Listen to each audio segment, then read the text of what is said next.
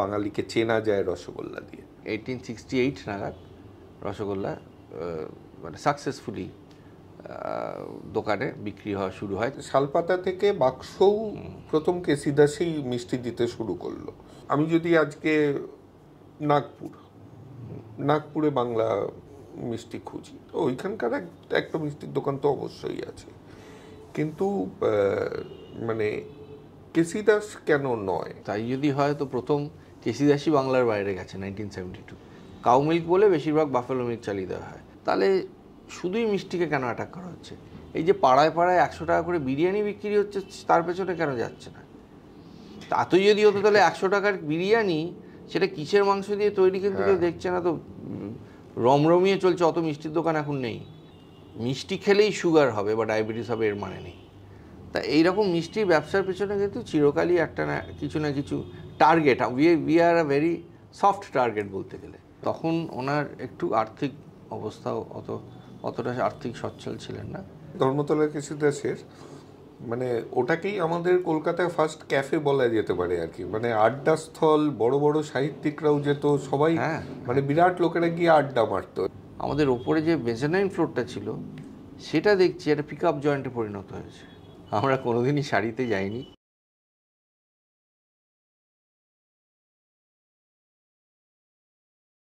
ভগবান দাস বাগলা বলে একজন, উনি একদিন যাচ্ছিলেন হয়তো ফিটন করে, তো ওনার নাতির খুব জল তেষ্টা পায়।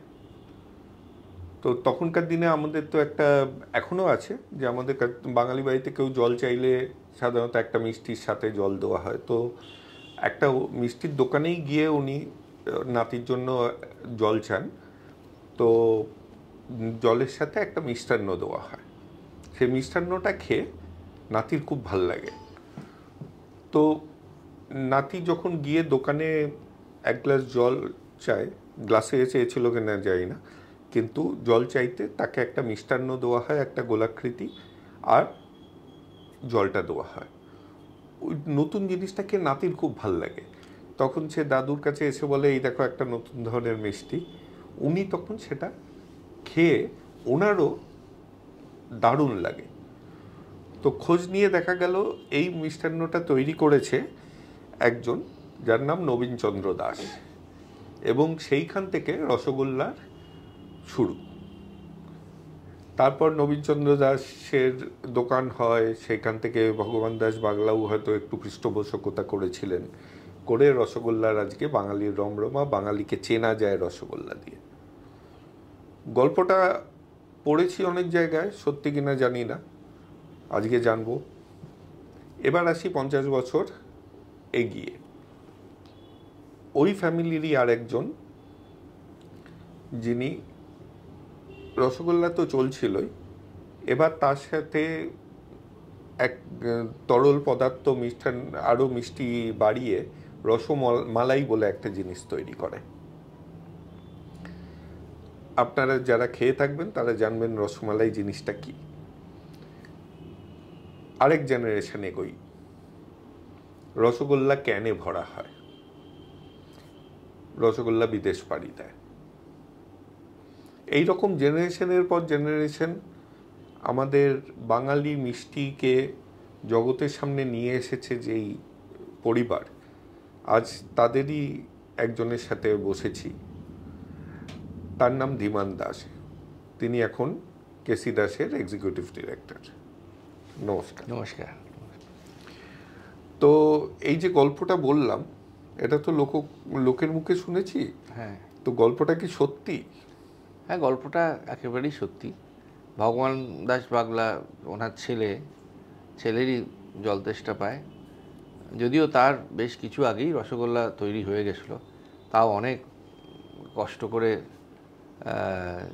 প্রায় 2-3 বছরের চেষ্টায়, ট্রায়াল অ্যান্ড এরার বেসিসে, আগে ছানা ফেটে যাচ্ছিল, সেই কিভাবে ছানা না ফেটেও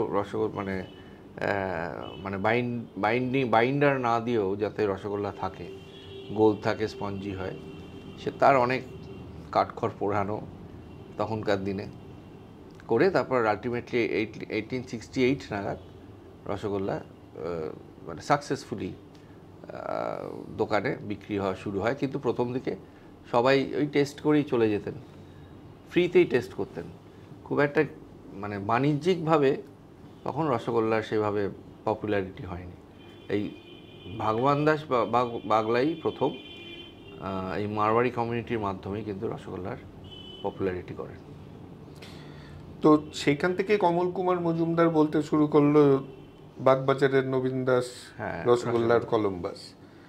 তো রসমালাইয়েও দেখেছি মারোয়াড়ি কমিউনিটির একটা বিরাট পৃষ্ঠপোষকতা ছিল। এটা আমার যতদূর মনে হয়, যখন পরে নবীনচন্দ্র দাসের একমাত্র পুত্র কৃষ্ণচন্দ্র দাস, উনি ওনার কনিষ্ঠ পুত্র শারদচরণ দাস, যিনি আমার ঠাকুরদাদা ছিলেন, উনি তখন রাজাবাজার সায়েন্স কলেজে স্যার সিবি রামানের আন্ডারে রিসার্চ অ্যাসিস্ট্যান্ট ছিলেন। তা ওনাকে সঙ্গে নিয়ে ওনার বাবা কৃষ্ণচন্দ্র দাস একসঙ্গে প্রথম ওনারা ভাবলেন যে রসগোল্লার তো শেলফ লাইফ খুব কম এবং বাইরেও নিয়ে যাওয়া যায় না, এবং তখনকার দিনে ক্যান্ড ফুড আসতো বাইরে থেকে, মানে যুদ্ধের সময় ব্রিটিশ পিরিয়ডে। তার থেকেই বোধহয় আইডিয়া নিয়ে ওনারা ভাবলেন যদি রসগোল্লাকে ভ্যাকিউম প্যাকিং করা যায়। তো সেই থেকেই ওই দুজনে মিলে বাবা ছেলে ভ্যাকিউম প্যাকিং রসগোল্লা 1930 সালে সাকসেসফুলি হয়, এবং সেইটা মার্কেটিং করার জন্যই আলাদা করে দোকান জোড়াসাঁকোতে দোকান প্রথম করা হয়, কৃষ্ণচন্দ্র দাস কনফেকশনার্স। এবং মানে উনি তখনকার দিনেই এত সায়েন্টিফিক মাইন্ডেড ছিলেন। এই এখনকার যে আরজি কর কলেজ, তখন ক্যালকাটা স্কুল অফ মেডিসিন নামে মনে হয় ছিল, মানে লেট 19th সেঞ্চুরি বলছি। তখন ওখানে 2 বছরের কোর্স করেছিলেন, আবার হোমিওপ্যাথি 2 বছর কোর্স করেছিলেন, কিন্তু সেই মানে প্রফেশনালি প্র্যাকটিস করতেন না। ওনার শুধু এই কী করে নতুন জিনিস করা যায় সায়েন্টিফিক্যালি, এইসব চিন্তাধারা ছিল। তাই থেকেই ওনার ছেলেকে সঙ্গে নিয়ে এই tin rasgulla vacuum packed rasgulla করে এই দোকানে শুরু করেন কৃষ্ণচন্দ্র দাস কনফেকশনার্স। এবং একদম মানে হাইজিনিক্যালি, ওই হাইজিনিক কনফেকশনার লেখা থাকত তখন। এখনও বোর্ডটা প্রায় ভগ্নদশায় আছে দোকানটা। মানে অনেক চেষ্টা করেও অনেক কারণেই দোকান আমরা কিছুতেই আমাদের হাতেও পাচ্ছি না, আর চালুও করতে পারছি না। যাই হোক, কিন্তু তখনকার দিনে কিন্তু ওই হাইজিন মিষ্টির দোকান মানে ছিল মাছি ভ্যান ভ্যান করছে, কিন্তু সেইটা থেকে যাতে একদম মাছি যাতে না ঢোকে, কাঁচের একটা বাইরে ছিল, পার্টিশন ছিল, এবং ভেতর থেকে মিষ্টি দেওয়া হতো যাতে বাইরে ধুলো মাছি কিছু না ভেতরে ঢোকে, সেরকম একটা সিস্টেম করেছিলেন। এবং ওই যে রসমালাইয়ের কথা যে প্রসঙ্গে আমি এত কথা বলছি, যে এবং জোড়াসাঁকো এলাকাটা এখনও যেরকম, ওখানটা কিন্তু নন বেঙ্গলি এবং মারওয়াড়ি রাই বেশি থাকেন। হয়তো তাদের চাহিদা মতন মেটাতে গিয়ে বা কিছু, ওই প্রথম 1932 সাল নাগাদ রসমালাইয়ের মানে ফার্স্ট ইনোভেশন অফ রসগোল্লা হয়। তো আমার যেটা প্রশ্ন সেটা হচ্ছে যে এই হাইজিন নিয়ে, যখন আমি ওটাতে আবার ফিরছি, হাইজিন নিয়ে আমার যতদূর শুনছিলাম যে শালপাতা থেকে বাক্সও প্রথম কেসি দাসই মিষ্টি দিতে শুরু করলো। সেটা সেটা ওই 1930 সালে জোড়াসাঁকোর দোকান হওয়ার 4 বছর পরেই কৃষ্ণচন্দ্র দাসের মৃত্যু হয়, এবং পুরো ব্যবসা তখন কনিষ্ঠ পুত্র শারদাচরণ দাসের হাতে আসে। তো উনি তখন উনি বয়সও তখন কম ছিল,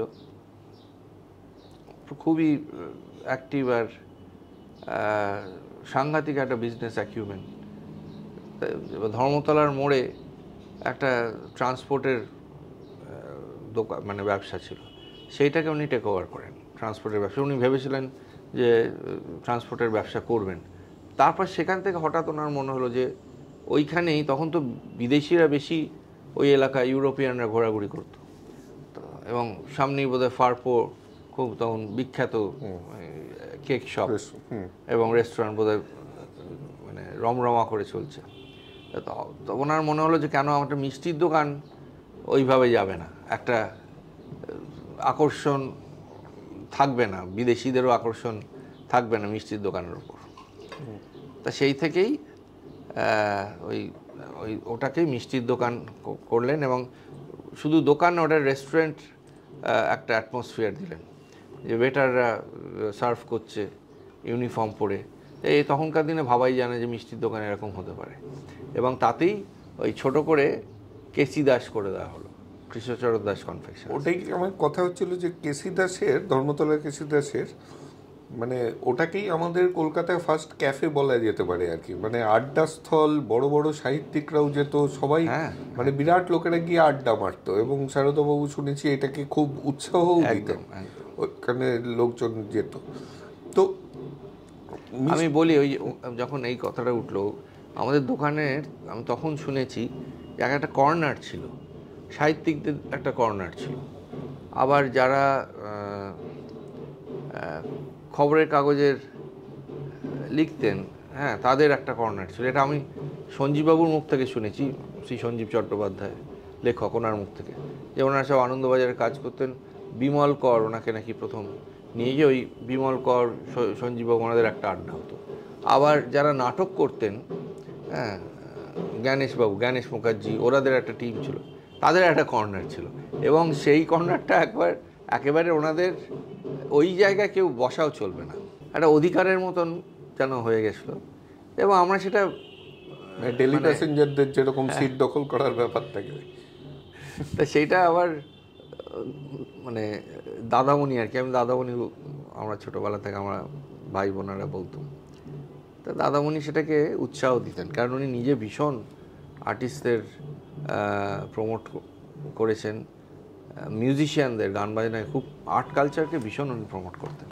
হ্যাঁ, সেই জায়গাটাতে একটা জিনিস পড়লাম, এই ওনাকে নিয়ে যখন কথা হচ্ছে তখন, যে উনি কি সত্যি ওয়েট লিফটিংয়ে ইন্ডিয়াকে রিপ্রেজেন্ট করেছিলেন অলিম্পিক্সে?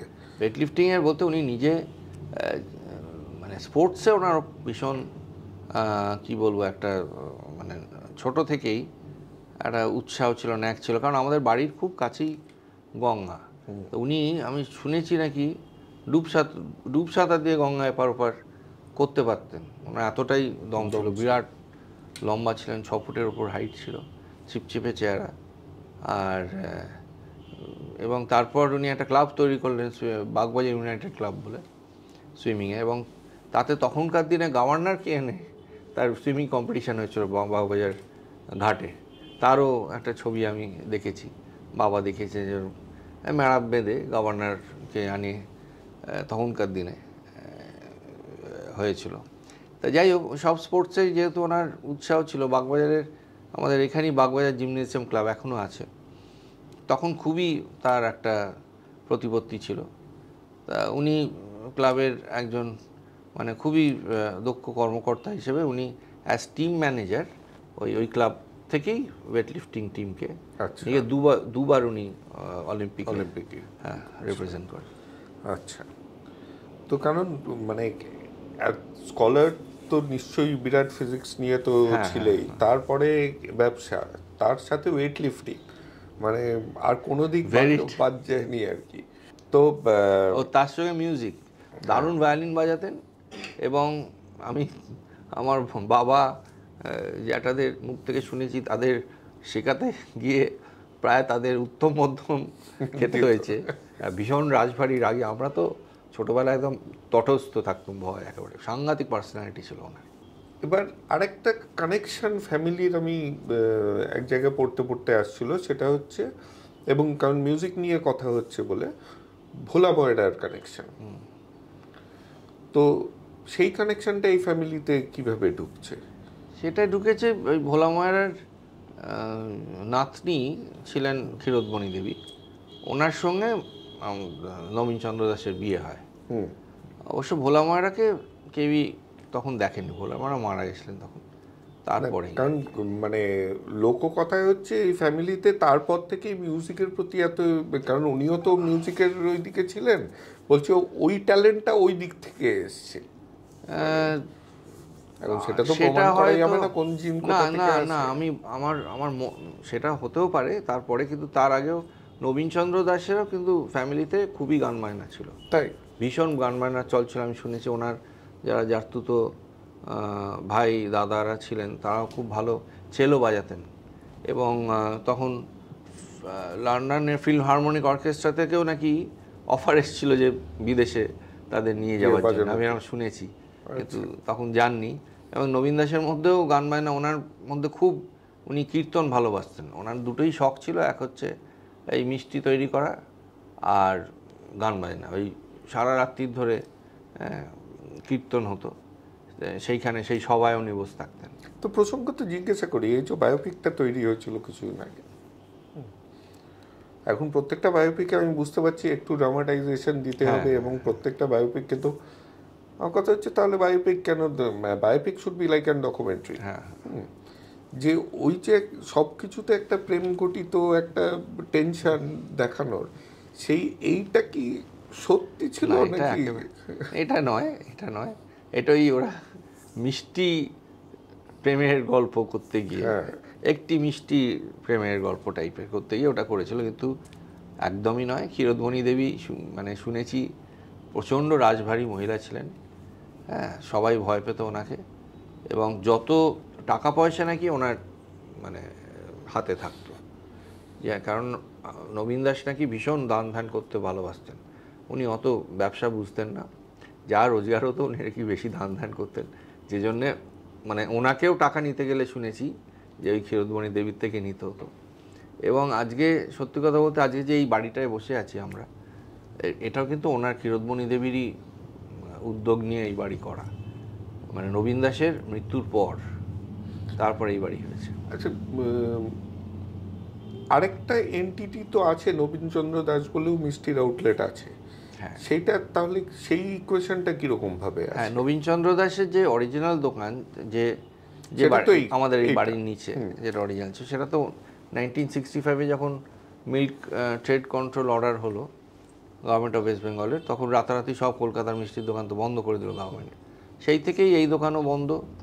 আমাদের যে কেসি দাসের অরিজিনাল প্রথম কৃষ্ণচন্দ্র দাস কনফেকশনার, সেই দোকানও বন্ধ হয়ে গেছিলো। তারপর থেকে তো আর খোলেনি। আমরা তখন সংসার চালাবার তাগিদে এটাকে ব্যাংকে ভাড়া দিয়ে দেওয়া হয়, যেখানে এখনও সেই ব্যাংক আছে। পরে আর এই দোকান খোলা হয়নি, খোলা যায়নি আর কি। এবার তারপর থেকে তো কেসি দাস নামেই আমাদের ব্যবসা চলছে।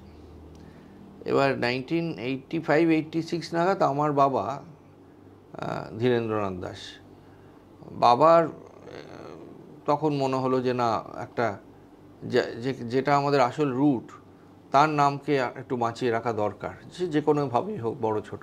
তা সেই জন্য আমাদের বাড়ির কাছেই এইখানে একটা ছোট দোকান নিয়ে, সেইখানে ওই নবীনচন্দ্র দাস নাম নিয়ে।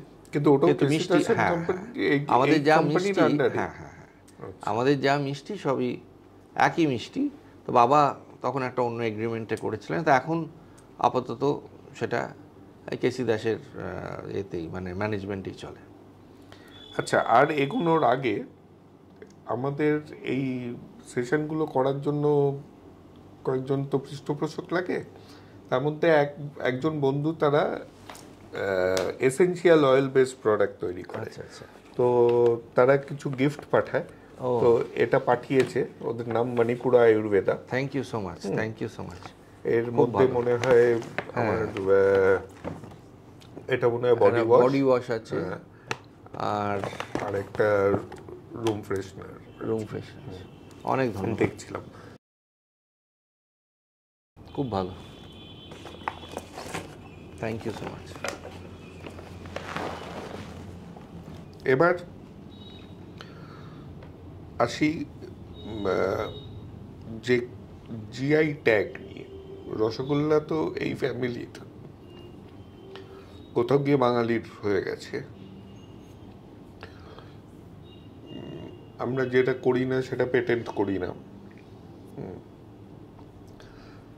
তো কোনো এন্ট্রি ব্যারিয়ার নেই, এর জন্য সবাই রসগোল্লা বানাচ্ছে।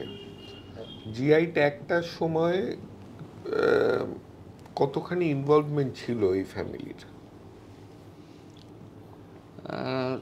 সত্যি কথা বলতে, যে কারণে জিআই ট্যাগটা, সেটা হচ্ছে 2003-04 এইরকম সময় নাগাদ তখন একটা orkut.com বলে একটা সোশ্যাল মিডিয়া, একটা যেরকম ফেসবুক আছে গুগলের, হ্যাঁ, ছিল।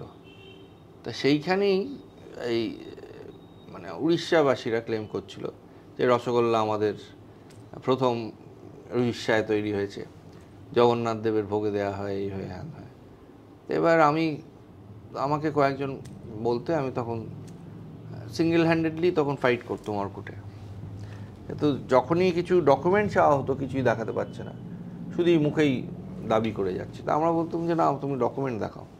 তা যাই হোক, সেটা প্রায় অনেকটা স্তীমিত হয়ে যায় আর কি।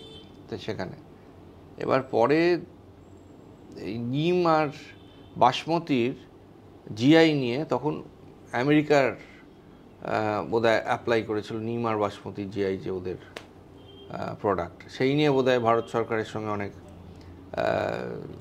লড়াই চলেছিল বা কিছু একটা। মানে ওই থেকে প্রথম আমরা জানতে পারি যে জিআইটা কি, জিওগ্রাফিক্যাল ইন্ডিকেশন কেন, কি ব্যাপার ইত্যাদি। তাও অতটা আমরা গুরুত্ব দিতাম না। এবার 2015 সালে আমি তখন বম্বেতে আমার ট্রিটমেন্ট চলছিল। তো হঠাৎ এই বাংলা এখানকারই একজন ইংরেজি সংবাদপত্রের জার্নালিস্ট, সে আমায় ফোন করে বললো, দাদা আপনি কি জানেন যে উড়িষ্যা রসগোল্লা জিআই অ্যাপ্লাই করছে? তা আমি খুব একটা বিচলিত হইনি, কারণ আমি বললাম যে দেখো, অ্যাপ্লাই করতেই পারে, কিন্তু এমনি তো হবে না, তো ডকুমেন্টস দরকার হয়। যতদূর আমি জানি, যে কোনো একটা আইপি রিলেটেড ইস্যুতে মানে ডকুমেন্ট ছাড়া তো হবে না। না, তো ওরা ওদের সব কি জোগাড় করছে, তো ভালো কথা। আমি তখনই বলেছিলাম যে আমাদের পরিবারের কাছে যা ডকুমেন্ট আছে বা আমার কাছে যা ডকুমেন্ট আছে, একটা সুবিধে হয়েছিল এই জন্যে যে ঠিক 2006-তে আমার ঠাকুরদাদার 100 বছর আমরা সেলিব্রেট করি। তাতে একটা বাংলা বই আমি একটা উদ্যোগ নিয়ে একটা পাবলিশ করেছিলাম, সুভেনির টাইপের। তাতে অনেকের লেখা ছিল এবং আমাকে সাহায্য করেছিলেন এই কলকাতার কলকাতা বিশারদ উনি নিজে বলেন, হিস্টোরিয়ান শ্রী হরিপদ ভৌমিক। তা উনি তখন অনেকটা সাহায্য করে অনেক তথ্য দিয়েছিলেন যে আমরা মানে আমাদের পরিবার কোথা থেকে এসেছে, আমি অনেক কিছু জানতাম না। তা সেইখানে অনেকের বই টই উনি জোগাড় করে, বা আমাদের এইখানেই কলকাতাতেই এই আমাদের বাগবাজারেই লক্ষ্মী দত্ত লেন আছে রাজবল্লভ পাড়ার ভেতরে, সেইখানে লক্ষ্মী দত্ত মহাশয়ের সম্ভবত পুত্র বা নাতি কিরণচন্দ্র দত্ত, ওনার একটা বই প্রথম লেখা ছিল। এই আমাদের এলাকার প্রত্যেকটা বাড়ির কিছু কিছু হিস্ট্রি আছে, হ্যাঁ, সেই নিয়ে একটা বই ছিল।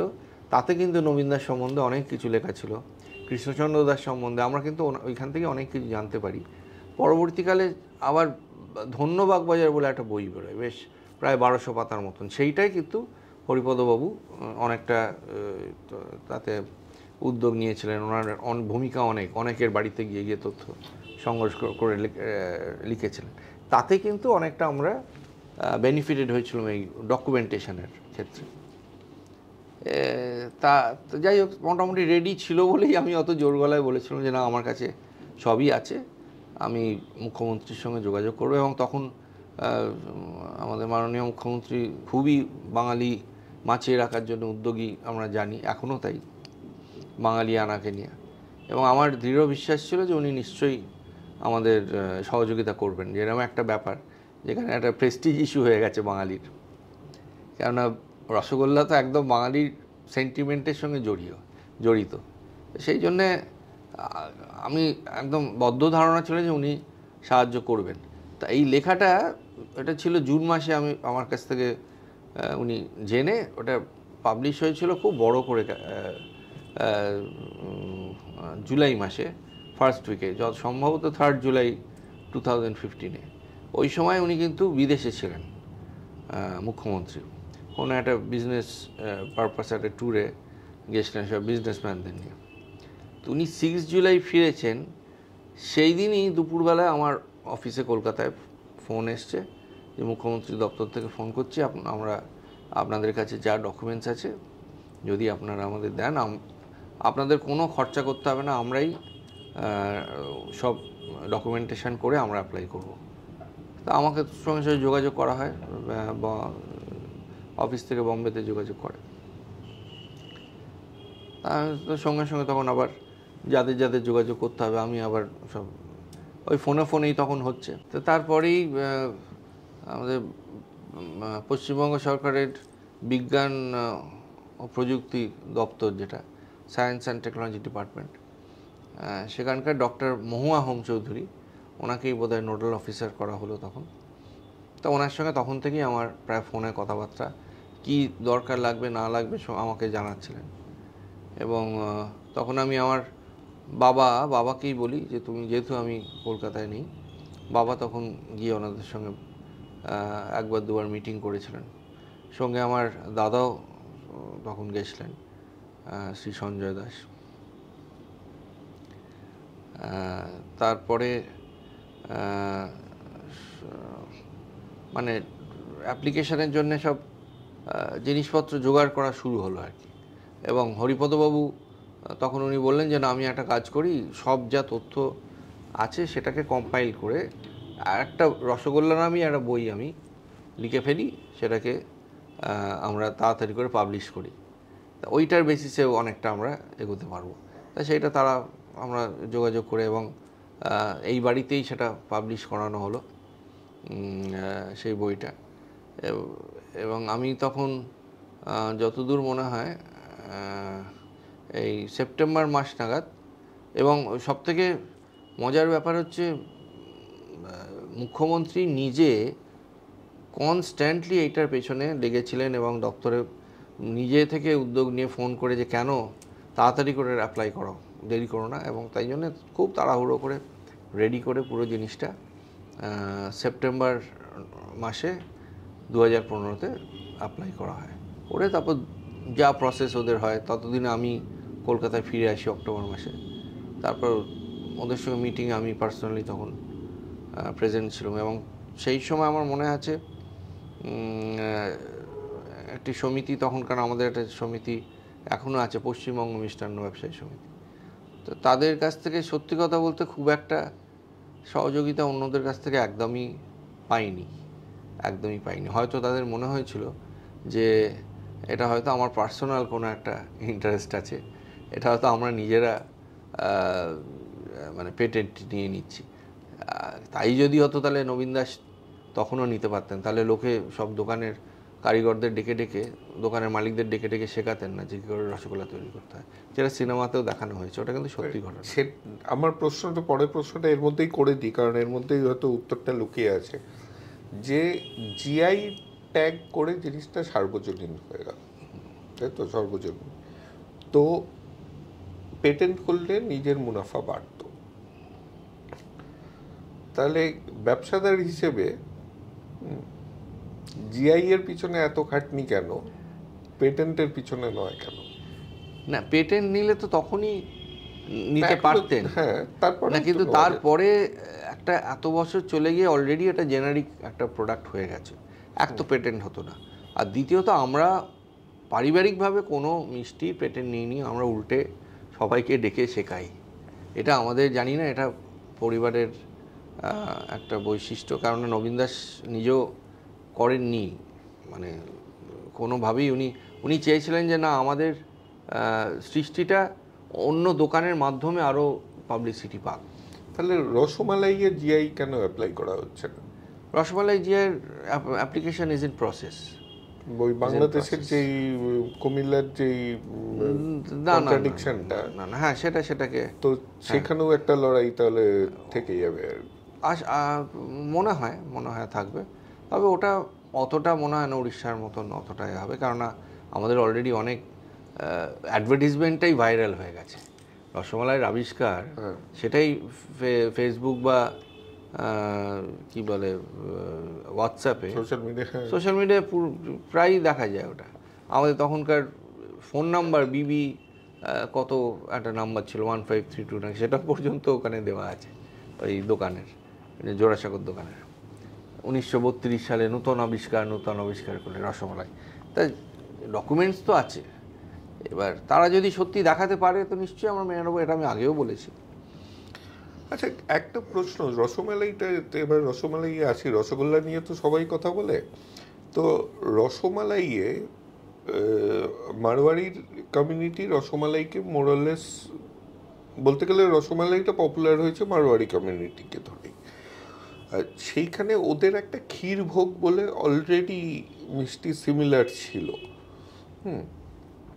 দুটোর মধ্যে পার্থক্য কি? এটা ওই আবার সেই চলে আসছে উড়িষ্যার রসগোল্লা আর আমাদের রসগোল্লা। পার্থক্য এটাই যে আমাদেরটা পিওর ছানা, রসগোল্লা পিওর ছানা, তাতে কোনো রকম, যেটা জিআইতে মেনশন করা আছে পরিষ্কার, নো স্টার্চ, তার মধ্যে কোনো বাইন্ডার দেওয়া থাকবে না, কোনো ক্ষীর থাকবে না, কোনো মানে ময়দা বা অ্যারারুট অন্য কোনো আইটেম থাকবে না, পিওর ছানা, চিনি আর জল, এছাড়া আর কিছু নেই। সেটা হচ্ছে রসগোল্লা। এবার রসগোল্লাটা যখন আমি জাফরানের দুধে দিচ্ছি সেটা তখন রসমালাই হচ্ছে। ঠিক আছে, এবার তাতে অন্যান্য এই যে ক্ষীর বীর এইসব দিলে কিন্তু আর রসমালাই থাকছে না, তাই জন্য ওটার নাম ক্ষীর ভোগ। আমাদের অনেক কিছু আছে, যেমন চমচম, বেসিক্যালি তো রসগোল্লাই, ওটা ইলংগেটেড একটা শেপে, তাতে একটু ক্ষীরের দেওয়া আছে, তো সেটাকেও তো লোকে রসগোল্লা বলতে পারতো না। তো এখন এই সুগার বলতে মনে হচ্ছে, কারণ আমরা একটু লাফাতে থাকি একটু। তো যখন সুগার নিয়ে কথা বলছি কিংবা মিল্ক প্রোডাক্ট ছানা, এখন একটা ক্রেজ চলছে। ফেসবুক আর সোশ্যাল মিডিয়া হঠাৎ কিছু হেলথ কনসিয়াস লোক, প্রচুর জ্ঞানীগুণী লোক, আমি জানি না তাদের কি ব্যাকগ্রাউন্ড, কিন্তু তারা খুব ডায়েটের জ্ঞান দিচ্ছে। তাদের মধ্যে একটা মুখ্য জায়গা হচ্ছে সুগার আর মিল্ক অ্যান্ড মিল্ক প্রোডাক্টস। তো একটা মিষ্টির ব্যবসা নিয়ে যখন চলতে হচ্ছে, তো আজকে এই রিল এবং মডার্ন টেস্ট বার্ডস যেগুলো হয়তো বা বাঙালি সুইটস থেকে একটু সরে যাচ্ছে, কারণ আমরাই হয়তো অত তাগিদ দেখাইনি তাদেরকে খাওয়ানোর জন্য। তো এটাতে একটা প্রশ্ন আরেকটাও করবো, যে কেন গোলাপ জামুন, কেন পান্তুয়া নয়? হ্যাঁ, সেটাও দিয়ে রাখলাম উত্তরের মধ্যে এসে গেলে, যে তাহলে এই ঐতিহ্যটা ধরে রাখাটা কতখানি শক্ত বা সহজ হচ্ছে?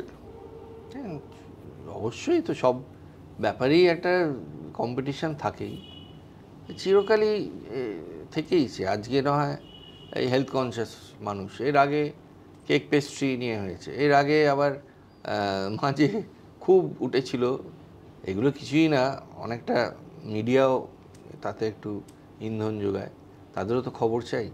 মাঝে ভীষণ বাঙালি সুইটস আর নন বেঙ্গলি সুইটস, তার মধ্যে একটা লড়াই বাঁধিয়েছিল, সেটা একটা ফেজ গেছে, সেটা এখন মোটামুটি সাইড হয়ে গেছে।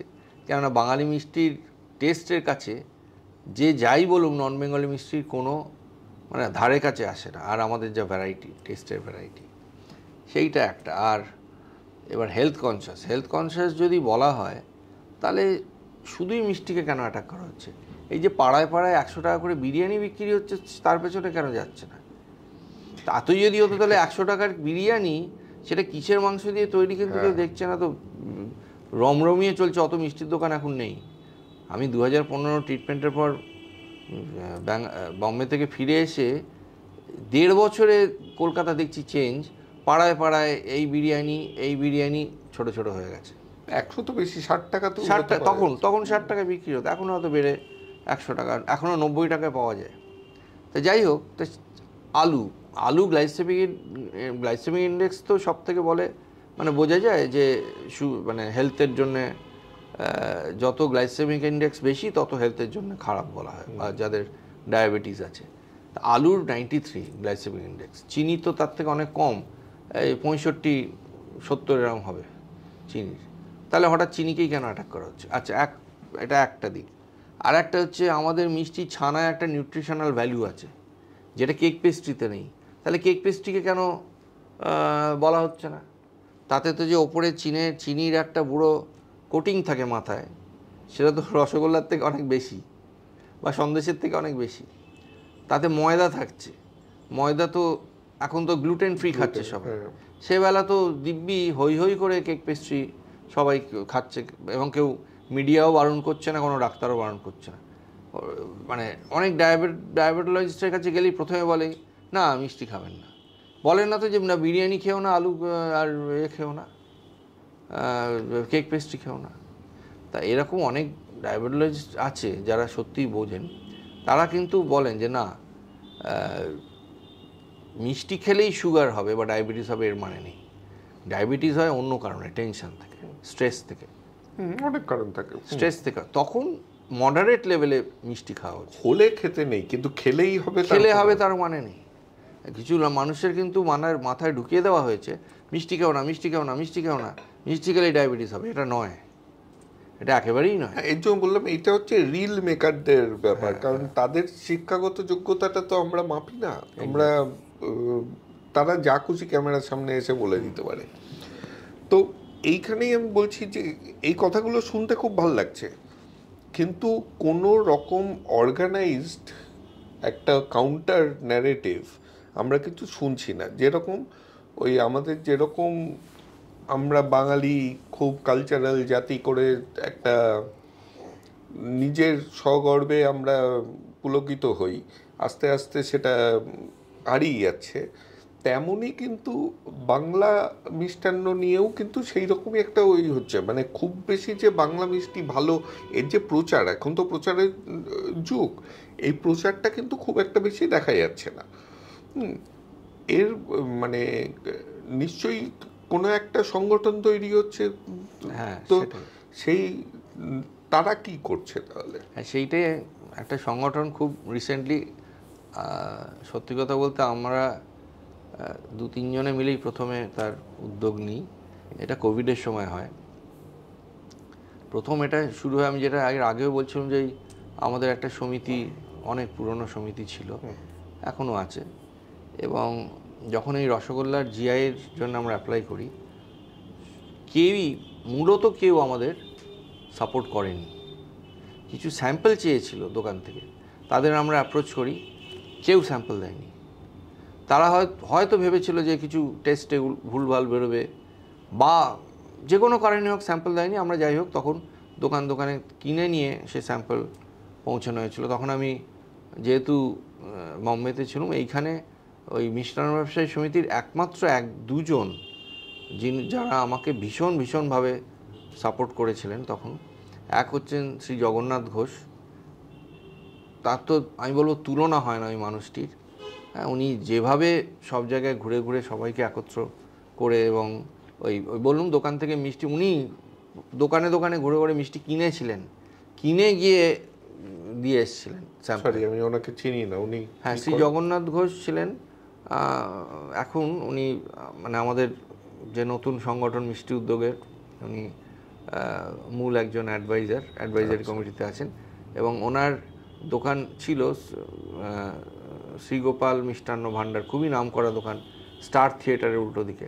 যে কোনো কারণে হোক এখন কি বন্ধ আছে। তো ওই পরিবারেরই উনি মানুষ, এবং ওই যে সমিতি আগে ছিল তার উনি কলকাতা শাখার জয়েন্ট সেক্রেটারি ছিলেন, কিন্তু ভীষণ কর্মঠ। তার সঙ্গে আরেকজন হাওড়ার বেতাই মিষ্টান্ন ভাণ্ডার আছে, তার কর্ণধার শ্রী শৈলেন্দ্রনাথ পাল, উনিও কিন্তু ভীষণভাবে তখন আমাদের সাপোর্ট করেছিলেন। এই 2জন মানুষ, আমি যখন বম্বেতে ছিলাম, এই 2জন মানুষ কিন্তু রেগুলারলি ভিজিট করতেন, এবং এই রসগোল্লা স্যাম্পল তোলা হাওড়া থেকে উনি ব্যবস্থা করেছিলেন। শৈলেনবাবু কোভিডের মধ্যেই মারা যান, মানে হারাই আমরা ওনাকে, কিন্তু জগন্নাথবাবু এখনও আমাদের ভীষণভাবে সাপোর্ট করে যাচ্ছেন। তো যাই হোক, তো এইবার সেই কারণেই এবার পরে যখন কোভিড হয়, মিষ্টির দোকান বন্ধ হয়ে যায়, তখন অনেক মিষ্টির ব্যবসায়ীরা যারা ওই সমিতিরই, তারা আমাকে ফোন করে যে দাদা একেবারে মুশকিল হয়ে যাচ্ছে, অনেকের তো সংসার চলছে না, ছোটোখাটো দোকান যারা, আর মূলত যারা দুধ প্রচুর এত নষ্ট হয়ে যাচ্ছে, ফেলে দিচ্ছে ড্রেনে, ভবিষ্যতে কিন্তু এই গরু কাটাইতে চলে যাবে, আর দুধ আমরা যখন খুলবে ব্যবসা, আমরা আর কিন্তু দুধ পাবো না, আপনি যেমন করেও কিন্তু দোকান খোলাবার ব্যবস্থা করুন। তখন আমি জগন্নাথবাবুরই থ্রু দিয়ে ওনাদের লেটার হেডে আমি নিজে চিঠি ড্রাফট করে দিতাম, ওনাকে দিয়ে আমি অনেক জায়গায় চিঠি পাঠিয়েছি খবরের কাগজের মাধ্যমে, কিছুতেই কিছু হচ্ছিল না। তখন বাধ্য হয়ে মুখ্যমন্ত্রীকে ডাইরেক্টলি একটা মাধ্যমে যোগাযোগ করা হয়, করে তখন সত্যি কথা বলতে আমার আমার আমার খুবই কাছের মানুষ শ্রী সুভা প্রসন্ন, যেহেতু আমাদের বাড়িতে একটা আর্টের আছে, চল আছে আমার ঠাকুরদাদার আমল থেকে, তাই সুভাদার সঙ্গে আমার অনেক বহু বছরের পরিচয়, এবং ওনার সঙ্গে যেহেতু মুখ্যমন্ত্রীর খুব ভালো যোগাযোগ বলে ওনাকে আমরা বাধ্য হয়ে, আমি কাউকে না পেয়ে ওনাকে রিকোয়েস্ট করতে, এবং 5 মিনিটের মধ্যে উনি আমায় ফোন করে বলেন যে তোমরা বুলেটিন দেখো। উনি রাজি হয়েছেন। 4 ঘন্টার জন্য মিষ্টির দোকান খোলার ব্যবস্থা হলো। পরবর্তীকালে আবার সেটা টাইমটাও আবার আমরা আবেদন করতে চেঞ্জ হয়েছিল। তাতে কয়েকজন মিলে আমাকে বললো, দাদা এই আমাদের আর ওই সমিতি দিয়ে কাজ হচ্ছে না, আপনি একটা কিছু করুন। ওই বাধ্য হয়ে, আমি কোনোদিনই এইসব সংগঠন বা সমিতিতে অভ্যস্ত ছিলাম না এর আগে কোনোদিন, তাতেই প্রথম হয় ওই সম্রাট মানে সতীশ চন্দ্র দাস, আমাদের গার্ডেন রিচের, ওদের খুব বিখ্যাত দোকান, তারই অন্যতম কর্ণধার সম্রাট অরূপ কুমার দাস, আমারই একদম নিজের ভাইয়ের মতন, ওই প্রথম আমাকে আবেদন করে যে দাদা এবার আমরা নিজেরা করি, যারা নেক্সট জেনারেশন, তা নাহলে কিন্তু আর কাজ এগোবে না। এবং ঋষরাজ্যে ফেলু মোদক, অমিতাভ খুব আমার সঙ্গে যোগাযোগ তখন ছিল, তো অমিতাভকে আমি সঙ্গে সঙ্গে ফোন করতে বলে, হ্যাঁ দাদা একটা করা যাক। ওই করে শুরু হলো। এবং ওই নামটাও ওরা সবাই বলছিল একটা যেরকম নাম হয়, sweets and savouries association of Bengal, না ওইরকম না, একটা ছোট্ট নাম দেওয়া হোক যেটা সবার মুখে মুখে ঘুরবে, ওই মিষ্টি উদ্যোগ করা হলো। নামটা তো ভালো, কিন্তু কেসি দাস আমার চোখে, কারণ প্রসঙ্গতে জানাই যে আমরা দুজনে একই স্কুলে গেছি, তো এমনকি অনেকেই আমরা টিফিনে তো মিষ্টি আসতো, আমরা সেই মিষ্টি ছিনিয়ে খেতাম, ছিনিয়ে না ও দিয়েই দিত, মিষ্টি খেতে মানে উত্তক্ত হয়ে গেছিলো বোধ হয়, এত মিষ্টি খেত। কিন্তু কেসি দাসের আরেকটা প্রোডাক্ট যেটা প্রচণ্ড আমার কাছে লোভনীয়, সেটা হচ্ছে রাধাবল্লভী। হ্যাঁ, আমি এখনো জানি না, আজকে জানার এই সুযোগে জেনে নেব, যদি আমি number of customers per day ধরি, তাহলে রসগোল্লার কাস্টমার, অফকোর্স একজন এলে 10টা রসগোল্লা কেনে, একজন খেলে 2টো রাধাবল্লভী খায়, এর জন্য ওই কাউন্টে যাচ্ছি না। কাস্টমার যদি ধরি, তাহলে কোথায় যেন আমার মনে হয় রাধাবল্লভীর কাস্টমার রসগোল্লার থেকে বেশি হয়। না মানে বেশি না হলেও কম কিছু না, কারণ যেহেতু ওটা অফিস পাড়া, বহু মানুষ আছে। আমি দেখেছি সকালেও আমি অনেক সময় দোকান যখন খোলা হতো তখনও গেছি, রেগুলার এসে একটা কর্নারে বসে তারা ব্রেকফাস্ট করছে। কখন আসবে আমাদের সকালের গাড়িটা, এই 8:30 9টা নাগাদ গাড়ি ঢুকতো, সেই সময় ওনারা ব্রেকফাস্ট করে অফিসে গেলেন।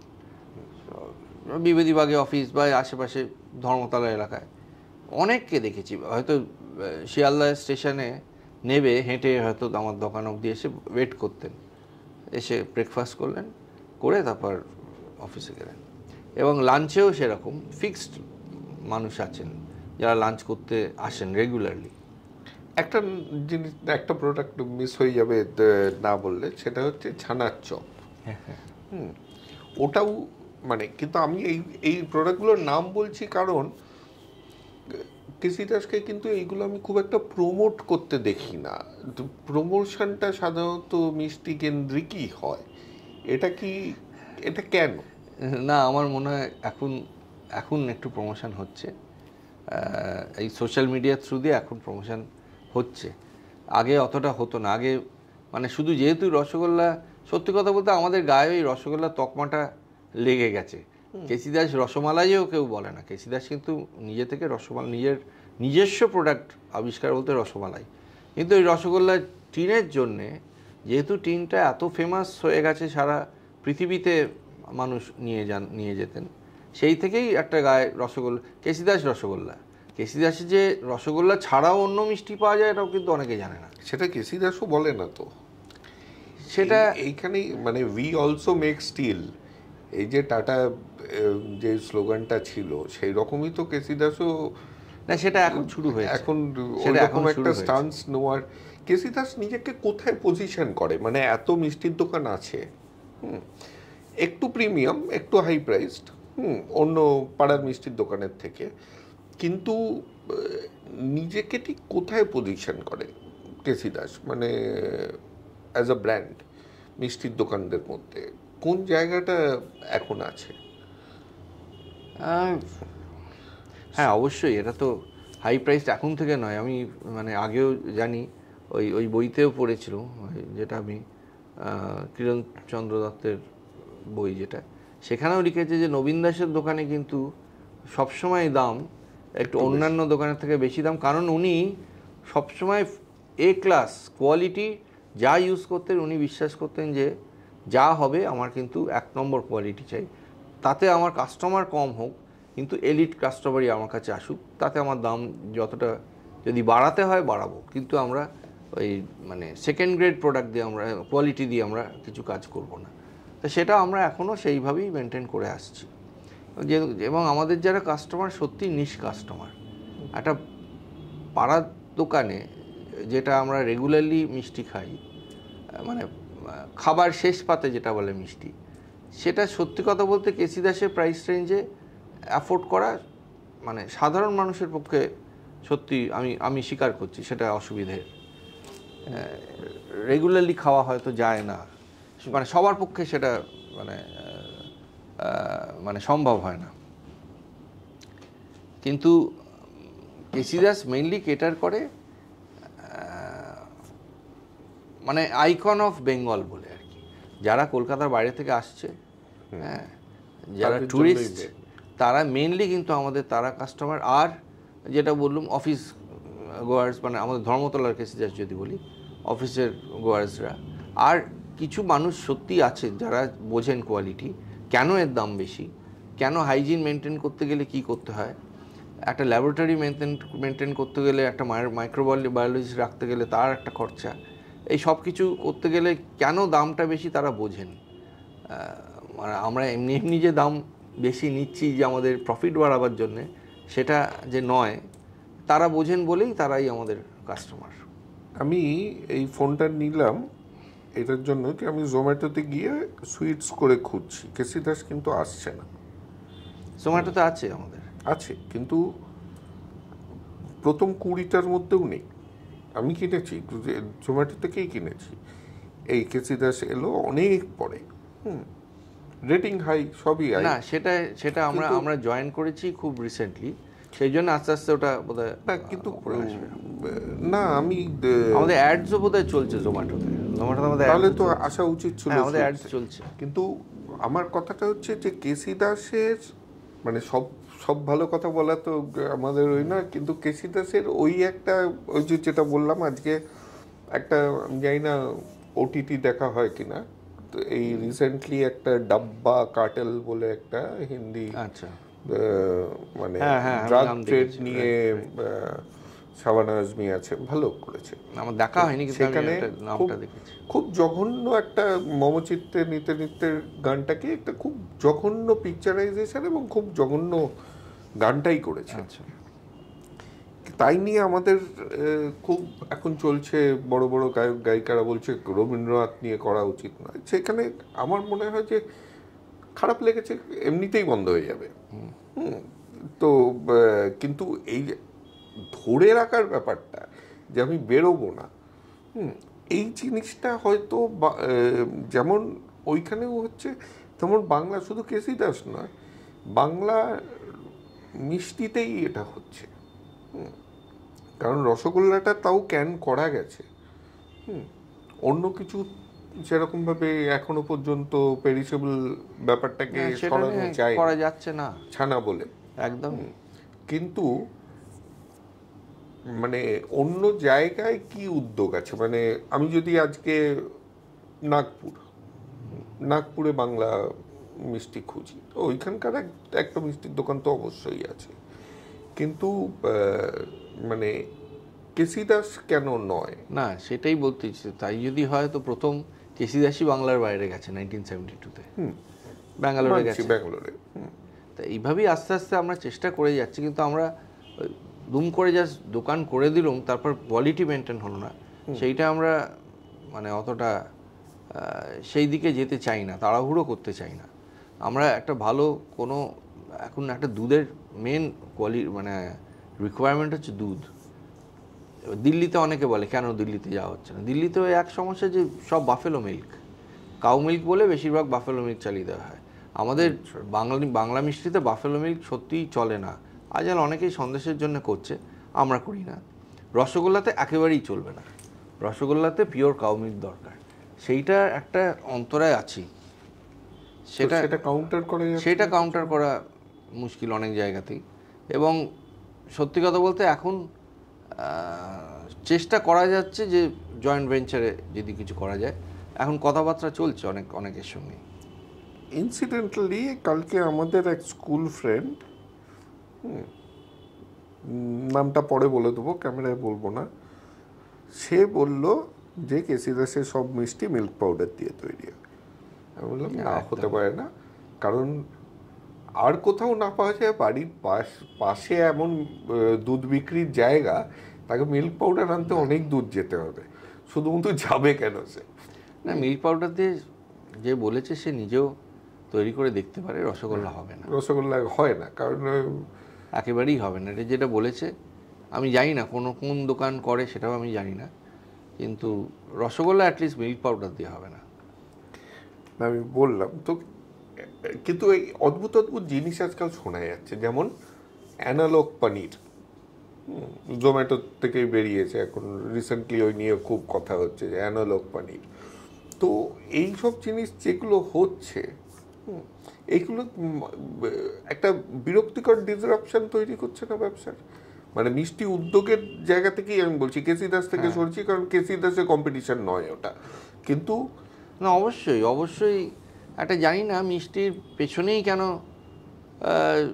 চিরকাল, আমি তো বলছি 1965 থেকেই এই যে মিল্ক ট্রেড কন্ট্রোল অর্ডার হলো, আর মিষ্টির দোকানই প্রথম বন্ধ হলো।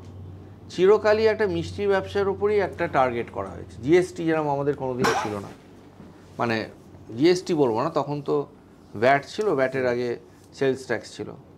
তো যাই হোক, তো মাঝে আমরা অনেক লড়াই করে সেই সেলস ট্যাক্সও তুলে দেওয়া হয়, ভ্যাটও আমাদের ছিল না, আবার জিএসটি লাগানো হলো।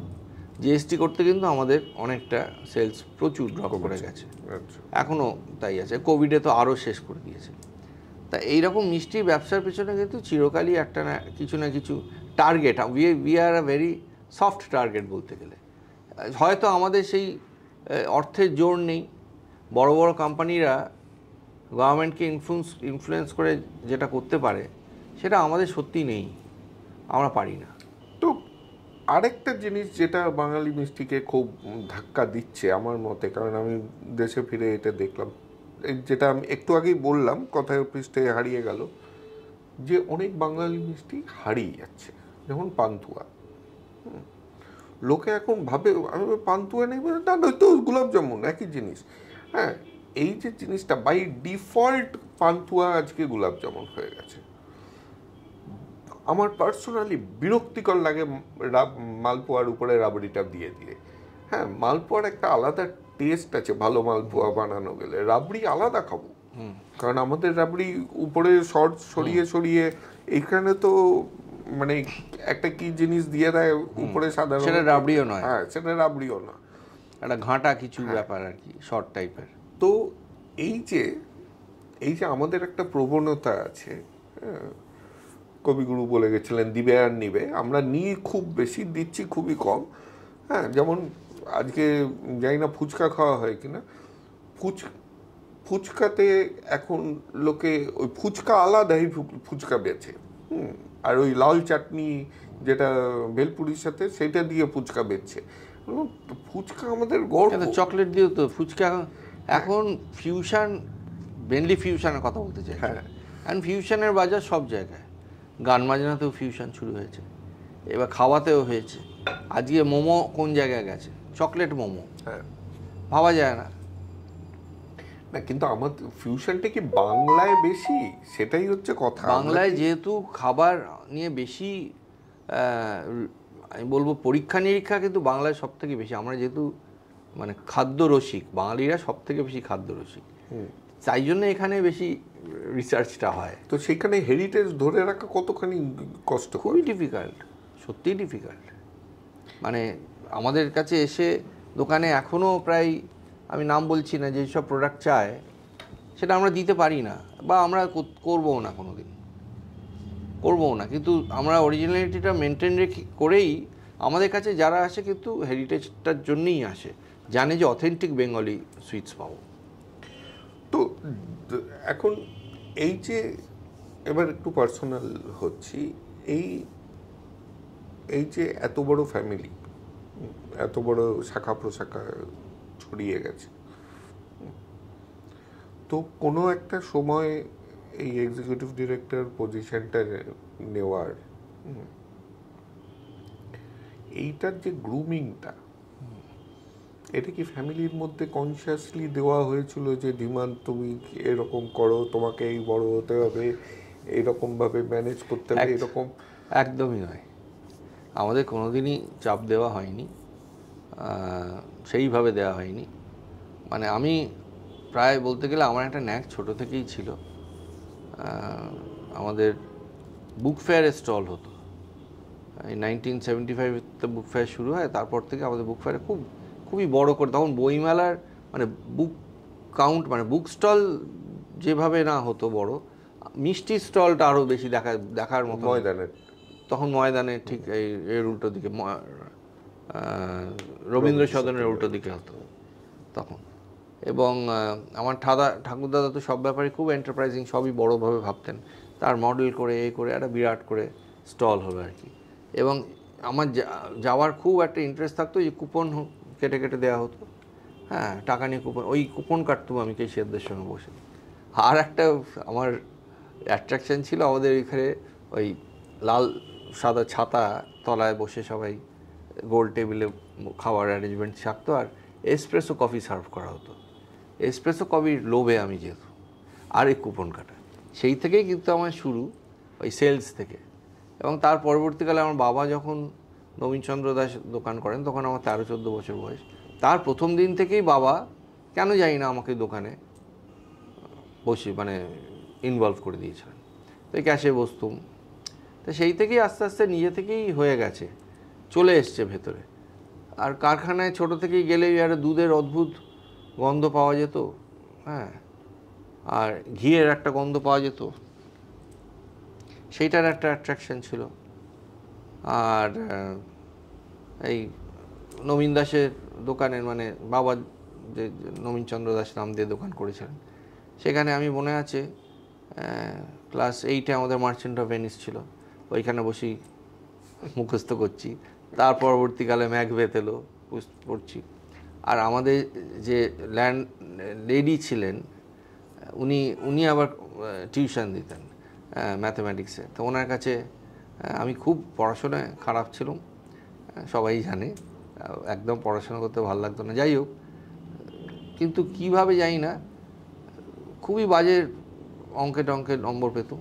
ওনার কাছে ওই দোকানের জন্যে গিয়ে হঠাৎ অ্যালজেব্রায় গোল্ড কার্ড, হ্যাঁ, অ্যালজেব্রাতে গোল্ড কার্ড পেয়ে গেলাম, ম্যাথামেটিক্সে দারুণ, অবাক হয়ে। মানে আমার ইচ্ছে করতো না, তাও ওই জানি না, ওই দোকানের জন্যই বোধহয় ওর কাছে যাওয়া হতো, সেই ক্ষেত্রে হয়ে গেছিলো। পড়াশোনাটাও আস্তে আস্তে দেখলাম ওখানে গিয়ে ভালো হয়ে গেল। এই ফ্যামিলির ঐতিহ্য নিয়ে এগিয়ে চলার একটা ওয়েট অনুভব করো? অবশ্যই, সেটা তো আছেই। অনেকেই মানে যেটা ফ্রিলি করতে পারে, সেটা আমার হাজার ইচ্ছে থাকলেও আমি করতে পারবো না, সেটার একটা ওয়েট ছোটো থেকেই আমার ছিল। আমার বলে না, আমাদের পরিবারের আমার ভাই বোনেরা সেভাবেই আমাদের মানুষ করেছে। আমার বললাম, আমার ঠাকুরদাদা প্রচণ্ড রাগী এবং ডিসিপ্লিন ছিলেন, এবং পোশাক আশাকের থেকে শুরু করে সব কিছু দিক থেকেই একটা ওনার নজর থাকতো, কে কিরম পড়ছে না করছে, কথা বলা, আদব কায়দা। আগে আমরা এমন হতো, বড়রা ঘরে ঢুকলে উঠে দাঁড়াতে হতো, যতক্ষণ না তারা বসতুম না, সেই সবগুলো ছিল। প্লাস আমি এই পরিবারের বলে আমাকে বাইরে বেরিয়ে কতটা কিভাবে কোন জায়গায় মিশতে হবে বা কত অবধি আমি যেতে পারি তার একটা কিন্তু মাপকাঠি সবসময় ছিল, সেটা ভেতরে রয়ে গেছে এখনো। তো সেই জিনিসটা এখন পরের জেনারেশন, তো এরকম তো পরের জেনারেশন এসছে, তো তারাও সেই ওয়েটটা কি নিয়ে এগোচ্ছে নাকি এখন আস্তে আস্তে ভাঙছে সময়কালের? এখন বয়সের সঙ্গে বা জেনারেশনের যে একটা চেঞ্জ হচ্ছে, তো সবার ওপরে একটা এফেক্ট করে। তা কিছুটা এখন আমিও কিন্তু একটা সময় অবধি খুব গান বাজনা করেছি, তোমরা সবাই জানো, মানে আমি প্রায় প্রফেশনাল লেভেলেরই তবলা বাজাতাম, তার সঙ্গে হয়তো একটু কম ব্যবসার দিকে ছিল। একটা সময়ের পর এখন ফুল ফ্লেজের হয়তো ব্যবসায় এসছে। তো বয়সের সঙ্গে সঙ্গে সবাই আলটিমেটলি চেঞ্জ করে যায়। না, এখন যেটা আমি শুনছিলাম, সেই সার্জন জিন্দালেরও একটা স্পিচ শুনছিলাম যে পরের জেনারেশনটা এরা আর মানে ফ্যামিলি বিজনেস যাদের আছে তারা আর ভ্যালু ক্রিয়েশনের থেকে বেশি ওয়েলথ ক্রিয়েশনের দিকে যাচ্ছে। তো তারা নিজেরা কিছু করার থেকে বেশি, নিজেদের ব্যবসাটা চালানোর থেকে বেশি স্টক মার্কেটে ইনভেস্ট করে কিভাবে বেশি মুনাফা করতে পারবো, চিন্তাধারাটা ওইখানে, যেটা সাধারণত ফ্যামিলি বেসড বিজনেসে সেই জিনিসটা ছিল না। যেটা এখনো কথা বলে বুঝছি যে কম্পিটিশনকেও সাথে নিয়ে চলার একটা, যার জন্য এই উদ্যোগ তৈরি করা আর জিআই ট্যাগ এইসব জিনিসগুলো। তো এই চিন্তাধারাটা নাকি একটু ডাইলিউট হচ্ছে, লোকে শুধু কত টাকা রোজগার করছি সেই জায়গা থেকে। এর জন্য ফ্যামিলি বেসড যারা বিজনেস পিপল তারা একটু কনসার্নড যে এই জিনিসটা কীরকমভাবে এগিয়ে যায়। এটা আমার মনে হয় ফ্যামিলি টু ফ্যামিলি ডিফার করে সব ফ্যামিলিতে। আর একটা ব্যাপার হচ্ছে আমাদের বাঙালি ফ্যামিলিতে কিন্তু এখনও ওই টাকা রোজগারের ব্যাপারটা অতটাও আসেনি। আমরা চিরকালই একটু লেট ব্যাকই বলবো, যে জন্য খুব একটা টাকার পেছনে বাঙালি দৌড়েছে খুব কম বাঙালিকেই কিন্তু দেখা গেছে। যতটা যে নামটা আমি বললে তুমি, সেই কমিউনিটিতে কিন্তু এটা আরও বেশি, কম্পিটিশানটা বেশি। তো তোমার এই যে কেসি দাসের বাইরে এখন আরেকটা প্রবণতা হচ্ছে প্রাইভেট ইনভেস্টমেন্ট করা, স্টার্ট আপসদের সেসব করা হয়, স্টার্ট আপ বিজনেসে ইনভেস্ট করা? না, সেসব আমার কিছু পুরো পুরো পোর্টফোলিও কেসি দাসের উপরেই। আচ্ছা, তো এই যে ছোট যারা মিষ্টির যারা এই উদ্যোগে আসছে তাদের কিভাবে তাহলে? হ্যাঁ, তাদের আমরা অবশ্যই হেল্প করছি, কি করে সফট লোন পাওয়া যায় বা কী করে এমএসএমইর সঙ্গে কানেকশান করিয়ে দেওয়া, ঠিক ডিপার্টমেন্ট, গভর্নমেন্ট ডিপার্টমেন্টদের সঙ্গে কানেকশান করিয়ে দেওয়া, বা সঠিক জায়গা থেকে মেটেরিয়ালস কেনা যাতে না ঠকে যায়, ইকুইপমেন্টস কেনা, তাদের মেকানাইজ করা শেখানো, সেইগুলো অনেকটা আমরা করছি। কিন্তু যেখানে বাঙালি ব্যবসার আমার যেটা মেন যে জায়গাটা আমার ওই লাগে সেটাই ওই করলাম না, যে মালিকানা শেয়ার করা আজকাল যেটা খুব বেশি হচ্ছে ইনভেস্টমেন্ট নিয়ে against equity. Loan is debt ঠিক আছে, কিন্তু প্রাইভেট ইনভেস্টমেন্ট তুলে মালিকানাটা শেয়ার করে ডাইলিউট করে কিছুভাবে এগিয়ে তারপর আইপিও হবে কি হবে না সেটা বড় কথা না। তো সেইখানে এই বাঙালি ট্র্যাডিশনাল যেগুলো বিজনেস ফর্মস সেইগুলো আমার মনে হচ্ছে সেই রাস্তাটা অ্যাডপশন খুবই স্লো, কিন্তু সেগুলো এখনো মানে অতটাও আমরা মানে উদারই বলতে গেলে অতটা উদার এখনো হয়তো হতে পারিনি।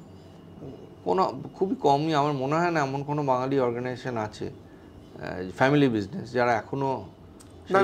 আমি উদ্যোগে আছি, মানে ছোট যারা করছে তারাও কি সেই রকম মানে ইনভেস্টরকে দিয়ে share?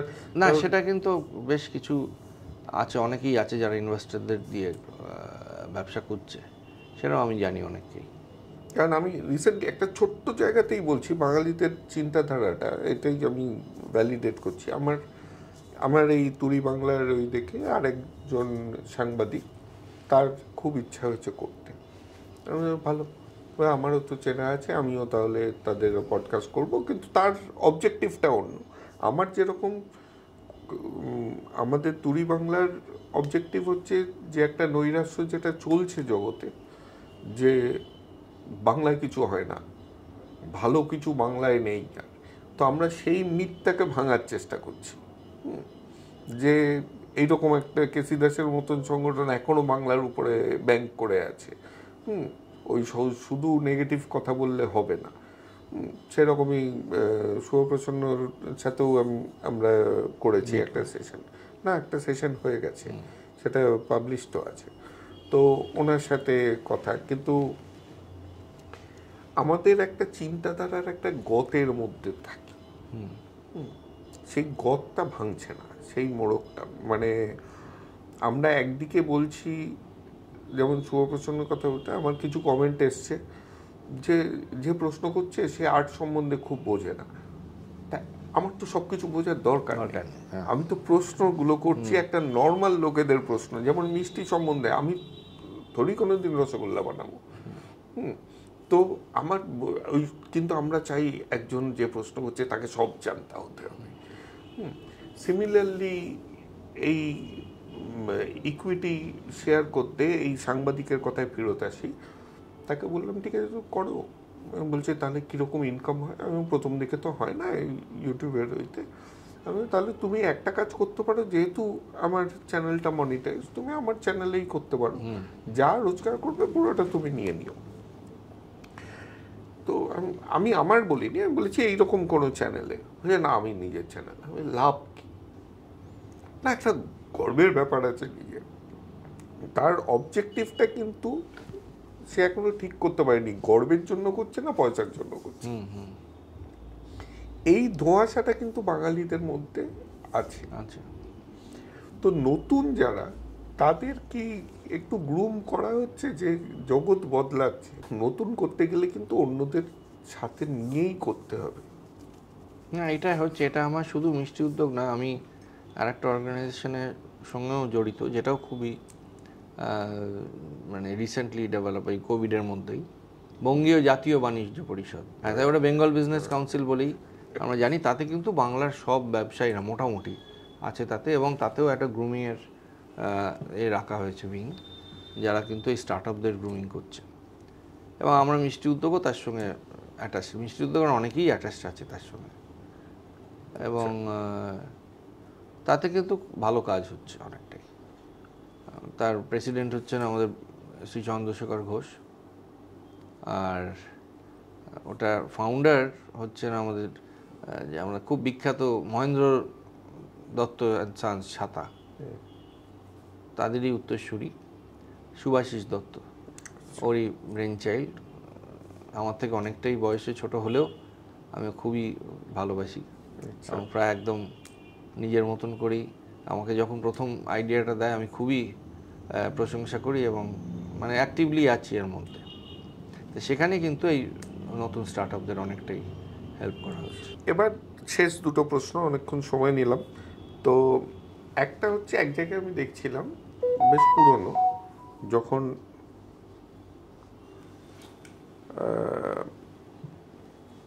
when you took charge, তখন একটা জায়গায় দেখলাম যে একটা উক্তি, যে I will crack down on indiscipline. তো এই ইনডিসিপ্লিন সাধারণত আমি ধরে নিচ্ছি, ভুল হলে ঠিক করে দিও, যে কর্মচারীরাও জেনারেশনের পর জেনারেশন কেসিদা সেই কাজ করেছে। যেমন এইদিকেও জেনারেশন চলেছে সাধারণত ফ্যামিলি বিজনেসে। তো সেইখানে সাধারণত একটা সেন্স অফ ওনারশিপ এসে যায় কর্মচারীদের, এবং তাদের একটা বিরাট রেজিস্ট্যান্স টু চেঞ্জ থাকে। সেইখান থেকেই ইনডিসিপ্লিনটা ক্রপ আপ করে। একদম। তো ধীমান দাস যখন এলো, তখন কিরকম রেজিস্ট্যান্স পাওয়া গেল? খুবই, মানে তোমায় ধন্যবাদ জানাচ্ছি এই প্রশ্নটার জন্য, কারণ প্রথমেই এইটাই আমি ভীষণভাবে ফেস করেছি। কারণ আমি ক্লাস 10-এর পরেই প্রথম ধর্মতলার দোকানে যাওয়া আসা আমার শুরু, এবং আমি গিয়ে স্তম্ভিত হয়ে গেছিলাম যে এটা কখনো সেই দোকান হতে পারে যেটার এত নাম সারা ইন্ডিয়ায়, এবং স্টাফেরা যথেচ্ছ সিগারেট খাচ্ছে, বিড়ি খাচ্ছে ভেতরেই। মানে আমি যে মালিক পক্ষ না হলেও তখনও আমি নিজে হয়তো অফিসিয়ালি কোম্পানির কেউ নয়, কিন্তু ডিরেক্টরদের আত্মীয় বা ছেলে, হ্যাঁ, সেটাও ওরা পাত্তা দিচ্ছে না। এবং সেইটা ক্র্যাক করতে মোটামুটি আমার এক তো হচ্ছে আমাকে বাধ্য হয়ে সেই জন্যে 93-তে আমাকে এবং আমার দাদা দুজনকে, দাদা আমাদের কারখানাতেই যাওয়া আসা করতেন, প্রথমে দোকানে কিছুদিন গিয়ে তারপর কারখানায় যাওয়া আসা করতেন। কিন্তু আমার বড় জ্যাঠা ব্যারিস্টার ছিলেন, রবীন্দ্রনাথ দাস, উনি তখন আমাদের গভর্নিং ডিরেক্টর ছিলেন। তো উনি প্রথম আমাকে বলেন যে না, দোকানে যাও, দেখো ওখানে। উনি জানতেন যে ওখানে দোকানের কেউ, মানে দোকানে কেউ যেত না, সত্যি কথা বলতে খুবই নেগলেক্টেড ছিল, মানে ম্যানেজমেন্টের তরফ থেকে কেউই যেত না। এবার যা হয়, একটা বাড়ির দরজা যদি খোলা থাকে তো যে কেউ ভেতরে এসে চুরি করে নিয়ে চলে যাবে, কিছু দেখবার থাকবে না। তো সেইটা খুব নেগলেক্টেড ছিল। আর সময়ের অভাবে এবং লোকের অভাবেও অনেকেই ঠিক ওখানটা কেউ যেতে পারতো না। সবাই আমাদের প্রোডাকশানের দিকে, ফ্যাক্টরির দিকে, অফিসের দিকেই সবাই কনসেন্ট্রেট করতেন।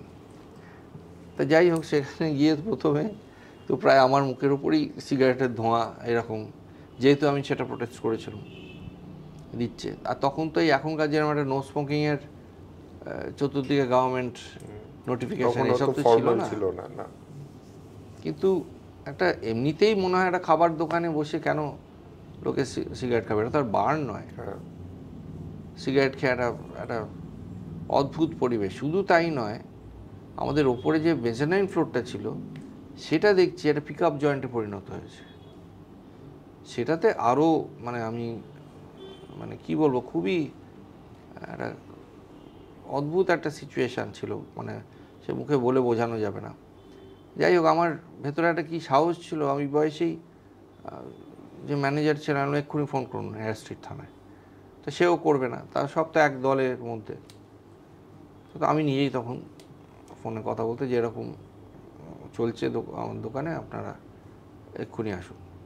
তাই এসে তারা তো সঙ্গে সঙ্গে অ্যারেস্ট করে অ্যাটলিস্ট নিয়ে গেল, এবং তারা যথেচ্ছ আমাকে প্রচণ্ড গালিগালাজ করতে করতে, যে কী করে এই বয়সে তুমি এইখানে আসো, এই এলাকায় আমরাও দেখবো। তা আমি সব শুনলাম, কিন্তু আমি যাওয়া ছাড়িনি। তখন মেট্রো রেলে করে আমার যাতায়াত ছিল, মেট্রো করেই আবার ওই সন্ধ্যেবেলায় বা বিকেলের দিকেই যেত। তো যাই হোক, এই রেগুলার যাতায়াত করতে করতে করতে করতে কিন্তু আস্তে আস্তে, এবং পরবর্তীকালে আচ্ছা, আর ওই ওভার টাইমের একটা ব্যাপার, সেটা ওদের একটা দাবির মধ্যে, ওই যে ইনডিসিপ্লিন, যেটা মানে ইচ্ছাকৃতভাবে আমাকে ওভার টাইম করতে হবে বা দিতে হবে, কাজ করি না করি, এইসব অনেক রকম ছিল আর কি। তা কিছুতেই সেটা ভাঙতে গেলেই তখন দোকানের শাটার নামিয়ে দিচ্ছে, আমার মুখের সামনে দোকান বন্ধ করে দেবো। তো তাতে তখন আমার বড় জ্যাঠাও খুব তখন সাপোর্ট করেছিলেন, আমার সেজো জ্যাঠাও, যদি উনি 93-র শেষের দিকেই মারা যান, তো অসুস্থও ছিলেন, উনি অতটা রেগুলারলি তখন বেরোতেন না, কিন্তু তাও ওনাদের সাপোর্টে আমি তখন আমাকে আর আমার দাদাকে ডাইরেক্টর করা হলো কোম্পানির, ওই কারণেই যাতে অ্যাটলিস্ট অফিসিয়ালি তারা আমাকে ভয় পায়। যাই হোক, তারপরেও খুব একটা যে আমাকে কখনো ভয় পেয়েছে তাও নয়। সেইটা করতে আমার প্রায় মোটামুটি 10 বছর লেগেছিল, সেই জায়গাটা চেঞ্জ করতে, পুরো এনভায়রনমেন্টটাই পুরো চেঞ্জ করতে। আর প্রথমে একবার একটা খুব ডার্ক, একটা গ্লুমি অ্যাটমসফিয়ার ছিল। এক তো এসি ছিল না, কারণ এসি লাগাবার জায়গা ছিল না, বাইরেটা তখনকার দিনে স্প্লিট এসি ছিল না। আর উইন্ডো এসি লাগাতে গেলে মানে বাইরের দেয়াল বলে কিছু ছিল না, পুরো একদম হোর্ডিং দিয়ে ভর্তি ছিল, মানে আমাদের এলাকা সত্ত্বেও, মানে আমাদের পোর্শন অফ কি বলবো, মানে টেনেন্সি সত্ত্বেও কিন্তু জায়গাগুলো দখল করা ছিল। তো পরে 2011-তে যখন এই নতুন সরকার এলেন, তখন মাননীয় মুখ্যমন্ত্রী প্রথমেই বললেন যে না, সব হোর্ডিং সরাও, হোর্ডিং ফ্রি জোন করতে হবে। সেইটাতে আমাদের খুব লাভ হলো। সঙ্গে সঙ্গে আমরা তখন দোকানটাকে কী করে রিমডেল করা যায়, ভালো করে এসি টেসি করে, এই মানে কাঁচ বাইরে থেকে দেখা যাবে, ভিজিবিলিটি। তখন আমার মনে আছে 3 মাস ধরে টানা, 3 মাস হোল নাইট ধরে আমি দোকানে থেকে দাঁড়িয়ে ওই রেনোভেশনের সব ব্যবস্থা করি, সমস্ত কেনাকাটা থেকে শুরু করে সব নিজেই করেছিলাম। তখন আমি সুস্থ ছিলাম, মানে সুস্থ বলতে সচল ছিলাম আর কি, পায়ে হাঁটা, মানে হেঁটেই সব করতে পারতাম। তা করে আলটিমেটলি পুজোতে একটা বিজয়ার মিষ্টি মুখ বলে একটা প্রোগ্রাম করে একটা ওপেনিং করা হলো। তারপর থেকেই কিন্তু ধর্মতলা দোকানের ফুটফলটা এবং কাস্টমার কী বলবো, টোটাল যে কাস্টমারের ক্লাসটা রাতারাতি চেঞ্জ হয়ে গেল, আবার আগের মতন। হ্যাঁ, মানে ক্লাসটা একদম চেঞ্জ হয়ে আগের মতন, আগের থেকেও আমার মনে হয় বেশ ভালো ক্লাস। কেন ওপরটা মেজানাইন ফ্লোর করে সুন্দর একটা রেস্টুরেন্ট এনভায়রনমেন্ট করে দেওয়া হয়েছে এখন, তারপর থেকেই করে দেওয়া হয়েছে। তাতে অনেকেই গিয়ে মানে ভদ্রলোকের আগে যে একটু মাঝে যারা যেতে একটু কুণ্ঠাবোধ করতেন, তারা অনেকেই যেতে শুরু করলেন এবং এখনও আসছেন তারা। তো শেষের দিকে যখন এসে পড়েছি, 2-3টে জিনিস বাকি আছে। তো তার আগে আমি জিজ্ঞাসা করি, মানে এখন আর মানে ধীমান দাস মানুষ হিসেবে আর কি করা বাকি থাকলো? কিছুই তো হয়নি এখনো জীবনে, সবই করা বাকি রয়ে গেছে, প্রচুর কাজ বাকি আছে।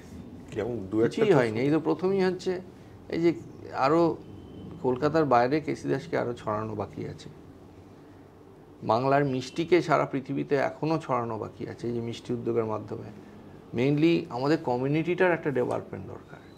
আমি শুধু কেসি দাস ঝাঁ চকচকে দোকান, সেখানে আমরা ঢুকছি, তাও মনের একটা, এই যে একটু আগে শুনলাম মিল্ক পাউডার মেশায়, কই এরা তো বলছে না যে কেক পেস্ট্রিতে এইটা মেশাচ্ছে।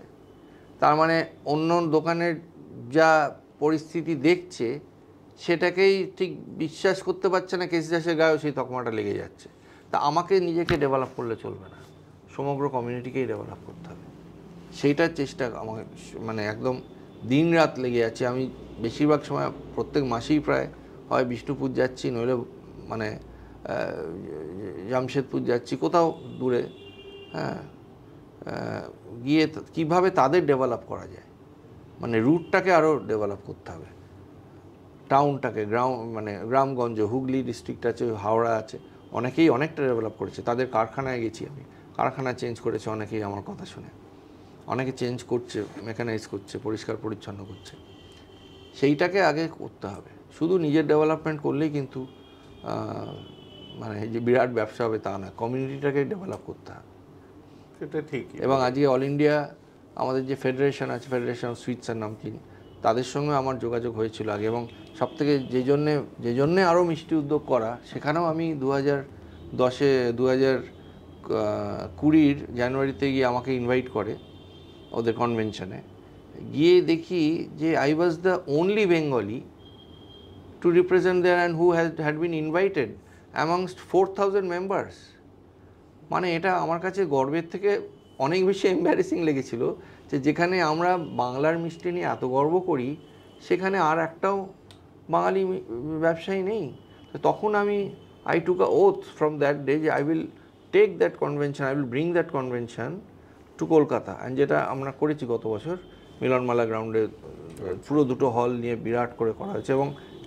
এবং পরের বছরই 2021 যখন কনভেনশন হয়, আমি একসঙ্গে অলমোস্ট 80 ডেলিগেশন, মানে বাঙালি মিষ্টান্ন ব্যবসায়ীদের আমি নিয়ে গেছি নেক্সট কনভেনশনে, যাতে দেখাবার জন্য যে দেখো আমাদের একটা রিপ্রেজেন্টেশন দরকার। তারপরে ওরা বাধ্য হয়ে এখানে এসছে, এবং আমাকে থ্যাঙ্কফুলি এখন আমি নিজেকে খুবই ধন্য মনে করছি। তারা আমাকে সেই মনে করেছে I am that capable and I have been made the vice president of the eastern India sweets and মানে ফেডারেশন অফ সুইটস অ্যান্ড নামকিনের, মিঠাই আর নামকিন। তা যাই হোক, সেটাই মানে পুরো কমিউনিটির ডেভেলপমেন্ট দরকার, অন্যদের কাছ থেকে অনেক শেখা বাকি। মানে আমাদের অন্যান্য স্টেট মিষ্টির দিকে অনেক এগিয়ে গেছে। একটা কারণ হচ্ছে তারা ক্যাশ রিচ।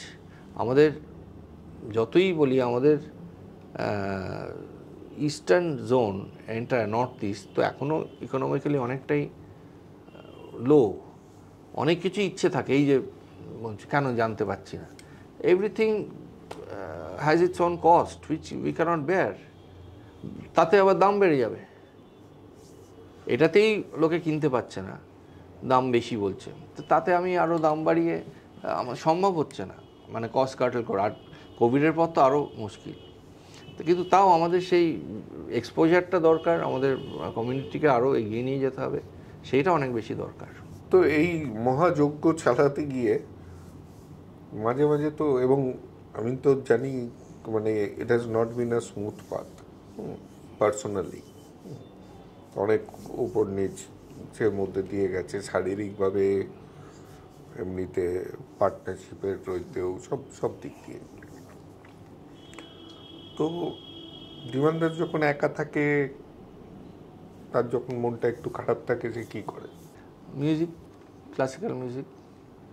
পিয়ানোটা বাজানো হয় এখন? পিয়ানোটা আমি পিয়ানোর দিকে, আমার বাবার পিয়ানো ভালো বাজাতেন, খুব ভালো ভায়োলিন বাজাতেন, ভালো, খুব ভালো রাইফেল শুটার ছিলেন, ন্যাশনাল চ্যাম্পিয়ন ছিলেন, এশিয়াডের জাজ ছিলেন। তো তবলা, তবলা তো আর মন খারাপকে, হ্যাঁ মানে না শুনলে, হ্যাঁ, মানে এখন এই ইউটিউব আর এইগুলো হয়ে অনেকটা হয়েছে আমার, আমি অনেক রাত্রির অবধি জেগে থাকি এবং এইগুলোই আমার সঙ্গী। এক তো নিজস্ব কাজ করতে আমার রাত্রের সময়টাই আমি বেশি কাজে লাগাই, মানে লাগে, কারণ দিনের বেলায় এত অনেক ফোন আসে, অনেক কিছুতেই আমি ইনভলভ থাকি, অন্যান্য ব্যাপারে অনেক কিছুর সঙ্গেই আমি জড়িয়েও আছি, মানে এই ব্যবসা ছাড়াও অনেক সংগঠনের সঙ্গে, সেখানেও যেতে আসতে হয়। এই রবীন্দ্র ভারতী আছেন, রবীন্দ্র ভারতী সোসাইটি, তারও আমি কাউন্সিল মেম্বার। তা সব জায়গায় রোজ কিছু না কিছু একটা কাজে যেতে হয় বলে আমার রাত্রিটা হচ্ছে আমার নিজস্ব সময়। তখন ব্যবসার অনেক কিছু কাজ আমি রাত্রিরে, চিন্তাধারা ডেভেলপমেন্ট হোক বা অন্যান্য কিছু হোক, সেটাই রাত্রিরে করা হয়। তারপরে আমার নিজস্ব টাইম, তখন মেনলি আমার গান বাজনার সময়, mainly classical music, Indian classical music. তো আঁকা টাকার দিকে নেই? আঁকায় আমি ছোটোবেলায় আমাদের আঁকাও শেখানো হয়েছে এবং যাদের কাছে শিখতুম, আমার প্রায় নিজের আমার কাকা কাকিমাই তারা, রঞ্জন দে, আমি যোগু কাকা এখনও বলি, যোগু কাকা কাকিমা এখন গৌহাটিতে থাকে, তাদের সঙ্গে রেগুলারলি যোগাযোগ আছে। তারা আমার ভীষণ, মানে নিজের ছেলের মতন ভালোবাসে এবং তাদেরও পুত্র খুব ভালো অ্যানিমেশনের বিখ্যাত হয়ে গেছে এখন, বিশ্বজিৎ দেশ, তারই করা আমাদের মিষ্টি উদ্যোগের লোগোটা, ভীষণ ভালো লোগোটা করেছে। তো যাই হোক, কিন্তু আঁকাটা যে কোনো কারণেই হোক, সময় হয়তো, ওই বলি সময়ের অভাবে এত কিছু ব্যাপারে ছোটোবেলায় আমাকে সব কিছুতেই করানো হয়েছে। আমাদের এই ঘরে যেরকম তবলা পাকপাত শেখাতেও আসতেন, পিয়ানোও শিখেছি, আবার যোগব্যায়াম করাবারও মাস্টারমশাই আসতেন, সেটাও এই ঘরে শিখেছি। আঁকা আমি শিখতে যেতাম ওনাদের কুমারটুলিতেই, ওনাদের বাড়িতে। প্লাস তো তোমরা জানোই আমাদের পড়াশোনার চাপের কোচিং, টিউশন, সেই সব ছিল। সব মিলিয়ে যেটা পেয়েছি, যেটা বেশি টেনেছে আমার তবলাটা, সেটাতেই ঢুকে গেছিলাম, ওটাতেই আছি এখনও। তো আঁকা দিয়েই শেষ করি, যে শোনা যায় যামিনী রায় অনেক দিন এই বাড়িতেই ছিলেন। না, বাড়িতে ছিলেন না, উনি থাকতেন এই কাছি বাগবাজারে, আনন্দ চ্যাটার্জি লেনে, কিন্তু এই পাশের ঘরেই একটা ওনাকে স্টুডিও করে দেওয়া হয়েছিল, যেখানে আমার মানে he was commission by my grandfather Sharadababu to do a series of paintings of Ramayana, মনোপর্বের 17টা পেন্টিং, ওটা আমাদের পাশের ডাইনিং রুমেই আছে। আর তাছাড়া ওনার সঙ্গে এমন তার পরবর্তীকালে সম্পর্ক হয়ে গেছিলো, একদম পরিবারের মতন। প্রচুর পেন্টিং উনি এমনিও অনেক, এখানেও অনেক আছে, আমার অনেকে গিফট করেছেন বা আমার ঠাকুরদাদা নিয়েছেন, বা গোপাল ঘোষের পেন্টিং, গোপাল ঘোষের অনেক পেন্টিং আছে। এটাও তো যামিনী রায়ের মাদার অ্যান্ড চাইল্ড, মানে দু রকমের, এটা কিন্তু আগের স্টাইলের ওনার, এটা কিন্তু পটচিত্র স্টাইল নয়, এটাও Jamini Roy mother and child. হ্যাঁ হ্যাঁ হ্যাঁ, যামিনী রায় এটা মাদার অ্যান্ড চাইল্ড দু রকমের। আর গগনেন্দ্রনাথ ঠাকুরের নির্জল একাদশী, আচ্ছা এই সব আমার ঠাকুরদাদার কালেকশান। এবং সেই থেকেই আমাদের মধ্যে আর্ট মানে ঢুকে গেছে। ছোট থেকেই অনেক আর্টিস্টদের দেখেছি, বা মানে উনি নিজেও অনেক পড়াশোনা করতেন আর্ট সম্বন্ধে। আমি প্রচুর বই ওনার দেখেছি, কালেকশন আর্টের। ও কারণ মানে আবার ফোকলোর লোককথাতেই চলে যে যামিনী রায় এইখানে ছিলেন, এবং I don't know he was commission, মানে আমি শুনেছিলাম কৃতজ্ঞতা স্বরূপ উনি ওইগুলো লিখে দিয়েছেন। না, তখন ওনার একটু আর্থিক অবস্থাও অতটা আর্থিক সচ্ছল ছিলেন না, কিছুটা ওনাকে হেল্প করার জন্য আমার দাদু একটা। ঠিক আছে, খুব দারুণ লাগলো কথা বলে। Thank you. হ্যাঁ, এই ফর্মালি তো কথা বলা হয়ে ওঠে না, তো এইটা মানে একটা এত বড় প্রতিষ্ঠানের চালানোর নেহাত কম কাজ নয়। এই যদি আমি এখন একা নই, আমার কাকাও আছেন অনেক, কাকার যদিও অনেক বয়স হয়ে গেলেও উনি যথেষ্ট সচল, অ্যাক্টিভ। উনি ব্যাঙ্গালোরের ব্যবসাটা উনি প্রথম থেকেই উনি চালান। ওনার প্রায় 90 বছর বয়স এখন, শ্রী বীরেন্দ্রনাথ দাস। উনি এখনও আমাদের চেয়ারম্যান কাম ম্যানেজিং ডিরেক্টর। উনি এখনও মাথার উপর আছেন, কিন্তু কলকাতাটা আপাতত চেষ্টা করছি আমি চালাতে, জানি না কতদূর কি পারছি। শেষ একটা ছোট্ট ওই দিয়ে, যে কেসি দাস শাড়ির ব্যবসা কবে থেকে শুরু করলো? না, এটা খুব ভালো প্রশ্ন। আমরা কোনোদিনই শাড়িতে যাইনি বা জামা কাপড়েও যাইনি, এটা অন্য একটা পরিবার তাদের। এবং খুবই একটা খারাপ পরিস্থিতিতে 2008-এ সেটাও আমাকেই দায়িত্ব নিতে হয়েছিল, যে ওদের ওই ট্রেডমার্ক, আমাদের যেহেতু ট্রেডমার্ক নেওয়া ছিল অলরেডি, ওদের ওই সাইনেজটা চেঞ্জ করাবার। সেই কোর্টে প্রায় 2 বছর লড়াই করে, সেখানে আবার তারপর খবরের কাগজে নিউজও হয়ে যায় যে শাড়িকে হারিয়ে এবার জিতলো রসগোল্লা, এরকম একটা নিউজ হয়েছিল, যাতে ওদের ওই স্টাইলটা, আমাদের যে স্টাইলটা ওরা লিখতেন সেটা চেঞ্জ করানো হয়েছে।